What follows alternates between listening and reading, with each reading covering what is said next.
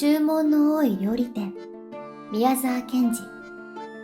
二人の若い紳士がすっかりイギリスの兵隊の形をしてピカピカする鉄砲を担いで白熊のような犬を2匹連れてだいぶ山奥の木の葉のカサカサしたところをこんなことを言いながら歩いておりました。全体ここらの山けしからんね。鳥も獣も一匹もいやがら何でも構わないから早くタンタンとやってみたいもんだな。しかも黄色の横っ腹なのに2、3発お祝いもんしたらずいぶん痛快だろうね。くるくる回ってそれからドタッと倒れるだろうな。それはだいぶの山奥でした。案内してきた専門の鉄砲打ちもちょっと孫ついてどこかへ行ってしまったくらいの山奥でした。それにあんまり山がものすごいのでその白熊のような犬が2匹一緒にめまいを起こしてしばらくになってそれから泡を吐いて死んでしまいました。実に僕は2400円の損害だ。と一人の紳士がその犬のまぶたをちょっと返してみて言いました。僕は2800円の損害だ。ともう一人が悔しそうに頭を曲げて言いました。はじめの紳士は少し顔色を悪くしてじっともう一人の紳士の顔つきを見ながら言いました。僕はもう戻ろうと思う。さあ、僕もちょうど寒くはなったし、腹は空いてきたし、戻ろうと思う。そいじゃ、これで切り上げよう。戻りに昨日の宿屋で山鳥を10円も買って帰ればいい。うさぎも出ていたね。そうすれば結局同じこった。では帰ろうじゃないか。ところがどうも困ったことは、どっちへ行けば戻れるのか、一向に見当がつかなくなっていました。風がどーっと吹いてきて、草はざわざわ、木の葉はカサカサ、木はゴトンゴトンとなりました。どうも腹が空いた。さっきから横っ腹が痛くてたまらないんだ。僕もそうだ。もうあんまり歩きたくはないな。歩きたくないよ。困ったな。何か食べたいな。食べたいもんだな。二人の紳士はざわざわなるすすきの中でこんなことを言いました。その時、ふと後ろを見ますと、立派な一軒の西洋造りの家がありました。そして玄関には、レストラン、ワイルドキャットハウス、西洋料理店、山猫犬という札が出ていました。君、ちょうどいい。これはこれでなかなか開けてるんだ。入ろうじゃないか。おや、こんなとこにおかしいね。しかし、とにかく何か食事ができるんだろう。もちろんできるさ。看板にそう書いてあるじゃないか。入ろうじゃないか。僕はもう何か食べたくて倒れそうなんだ。二人は玄関に立ちました。玄関は白い瀬戸のレンガで組んであって、実に立派なもんです。そして、ガラスの空き戸が立って、そこに金文字でこう書いてありました。どなたもどうかお入りください。決してご遠慮はありません。二人はそこでひどく喜んでいました。こいつはどうだ。やっぱり世の中うまくできてるね。今日一日難儀したけど、今度はこんないいとこもある。このうちは料理店だけどもタダでご馳走するんだぜ。どうもそうらしい。決してご遠慮はありませんというのはその意味だ。二人は戸をして中へ入りました。そこはすぐ廊下になっていました。そのガラス戸の裏側には金文字でこうなっていました。ことに太ったお方や若いお方は大歓迎いたします。二人は大歓迎というのでもう大喜びです。君、僕らは大歓迎に当たってるのだ。僕らは両方兼ねてるから。ずんずん廊下を進んでいきますと、今度は水色のペンキ塗りの戸がありました。どうも変なうちだ。どうしてこんなにたくさん戸があるんだろう。それはロシア式だ。寒いとこや山ん中はみんなこうさ。そして二人は、ゆっくりその扉を開けようとしますと、上に黄色の文字でこう書いてありました。当軒は注文の多い料理店ですから、どうかそこはご承知ください。はは、なかなか流行ってんだ。こんな山ん中で。そりゃそうだ。見たまえ。東京の大きな料理屋だって大通りには少ないだろう。二人は言いながらその扉を開けました。するとその裏側に、注文は随分多いでしょうが、どうかいちいちこらえてください。これは絶対どういうんだ？一人の紳士は顔をしかめました。きっと、これは注文があまり多くて、支度が手間取るけどもごめんくださいということだろう。まあそうだろう。早くどこか部屋の中に入りたいもんだな。そしてテーブルに座りたいもんだな。ところがどうもうるさいことはまた扉が一つありました。そしてその脇に鏡がかかって、その下には長い柄のついたブラシがあったのです。扉には赤い字で、お客様方、ここで髪をきちんとして、それから履物の泥を落としてください。と書いてありました。これはどうももっともだ。僕もさっき玄関で山の中だと思って見くびったんだよ。作法の厳しい家だ。きっとよほど偉い人たちがたびたび来るんだな。そこで二人は、きれいに髪を削って、靴の泥を落としました。そしたらどうです？ブラシを板の上に置くや否や、そいつがぼーっと霞んでなくなって、風がどーっと部屋の中に入ってきました。二人はびっくりして、互いに寄り添って、扉をガタンと開けて次の部屋へ入っていきました。早く何かあったかいものでも食べて、元気をつけておかないと、もう途方もないことになってしまうと、二人とも思ったのでした。扉の内側にまた変なことが書いてありました。鉄砲と弾をここへ置いてください。見るとすぐ横に黒い台がありました。なるほど。鉄砲を持って物を食うという方法はないな。いや、よほど偉い人が出資しているんだろう。二人は鉄砲を外し、皮をほどいて、それを台の上に置きました。また、黒い扉がありました。どうか帽子と街灯と靴をお取りください。どうだ？取るか？仕方ない、取ろう。確かによっぽど偉い人なんだ、奥に来ているのは。二人は帽子とオーバーコートを釘にかけ、靴を脱いでペタペタ歩いて扉の中に入りました。扉の内側には、ネクタイピン、カフスボタン、メガネ、財布、その他金物類、ことに尖ったものはみんなここに置いてください。と書いてありました。扉のすぐ横には黒塗りの立派な金庫もちゃんと口を開けて置いてありました。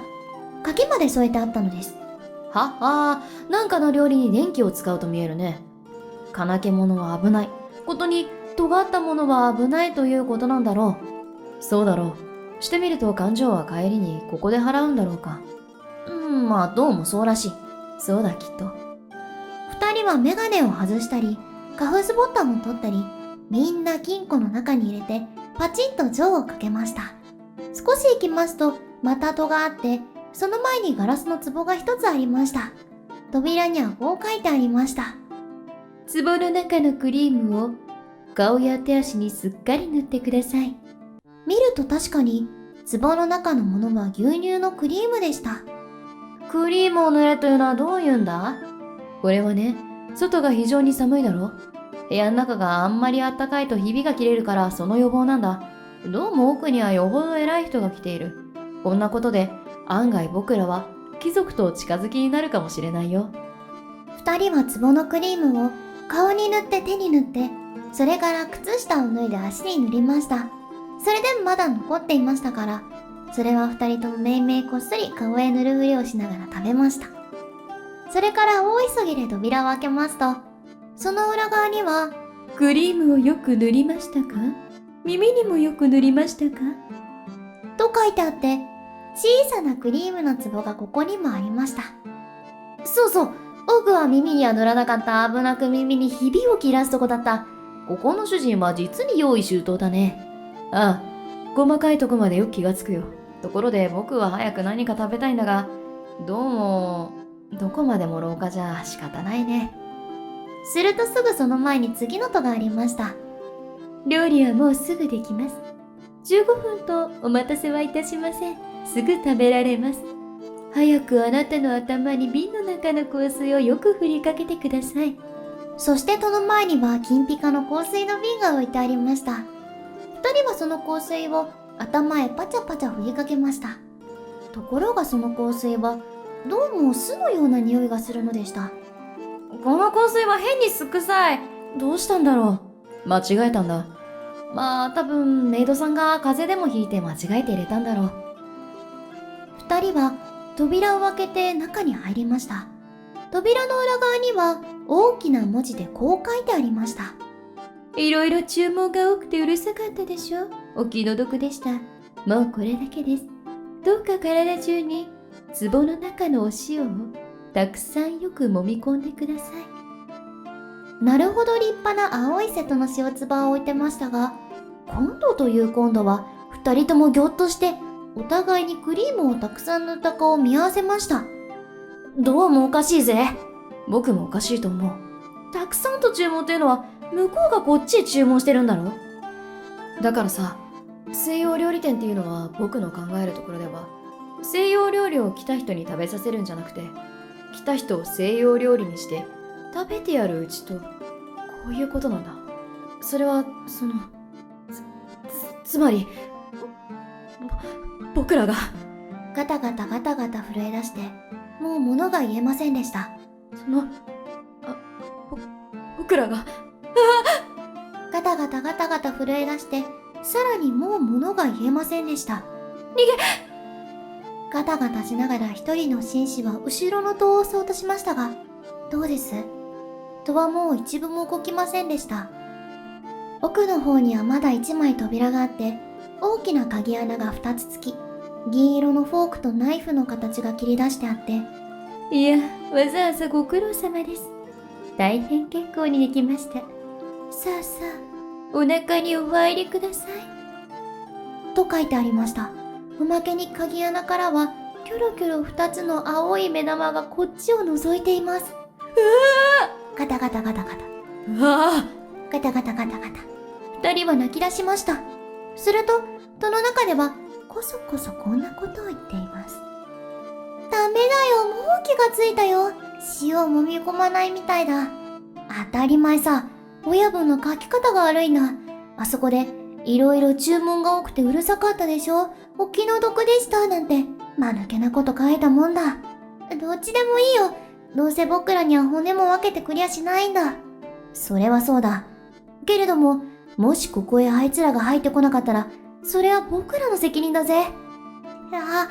じゃあ呼ぼうか、呼ぼう。おーい、お客さん方、早くいらっしゃい。いらっしゃいいらっしゃい。お皿も洗ってありますし、ナッパももうよく塩で揉んでおきました。あとはあなた方とナッパをうまーく取り合わせて真っ白なお皿に乗せるだけです。早くいらっしゃい。へー、いらっしゃいいらっしゃい。それともサラダは嫌いですか？そんならこれから火を起こしてフライにしてあげましょうか。とにかく早くいらっしゃい。二人はあんまり心を痛めたために顔がまるでくしゃくしゃの紙くずのようになり、お互いにその顔を見合わせ、ブルブル震え、声もなく泣きました。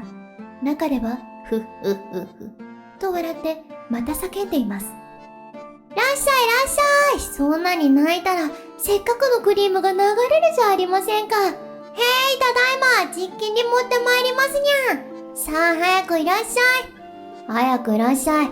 親方がもうナフキンかけて、ナイフを持って、下にゃめずりして、お客様方を待っていられますにゃ。二人は泣いて泣いて泣いて泣いて泣きました。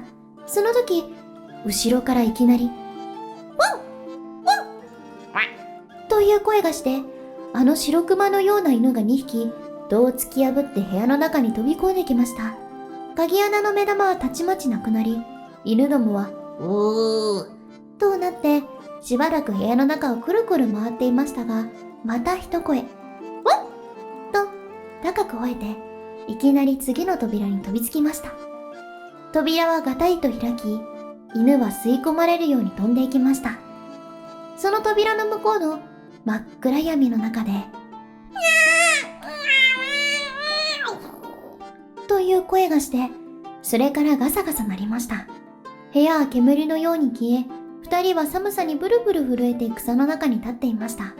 見ると、上着や靴や財布やネクタイピンは、あっちの枝にぶら下がったり、こっちの根元に散らばったりしています。風がどーと吹いてきて、草はザーザー、木の葉はカサカサ、木はゴトンゴトンとなりました。犬は、ふー、となって、戻っそして後ろからは、旦那と叫ぶものがあります。二人はにやかに元気がついて、おーい、ここだぞ、早く来いと叫びました。身の帽子をかぶった専門の漁師が草をざわざわ分けてやってきました。そこで二人はやっと安心しました。そして漁師の持ってきた団子を食べ、途中で10円だけ山鳥を買って東京に帰りました。しかし、さっきいっぺん紙くずのようになった二人の顔だけは、東京に帰ってもお湯に入ってももう元の通りには治りませんでした。